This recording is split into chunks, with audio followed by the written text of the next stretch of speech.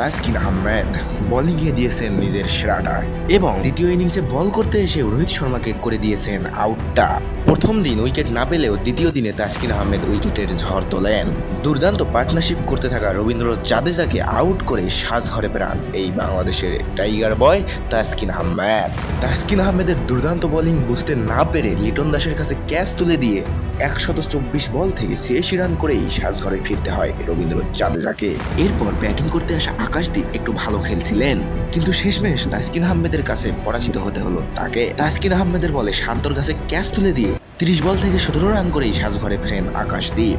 এরপর তাসকিন আহমেদের বোলিংয়ের শিকার হয় এই ইনিংসে ইন্ডিয়ার হয়ে সর্বোচ্চ রান সংগ্রহকারী রবিচন্দ্রন অশ্বিন।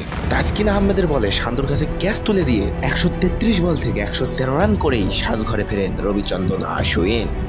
দেখতে সুন্দর লাগে বাংলাদেশের মারাত্মক বোলিংটা, কিন্তু বাংলাদেশ বারবার ব্যর্থ করতে ব্যাটিংটা।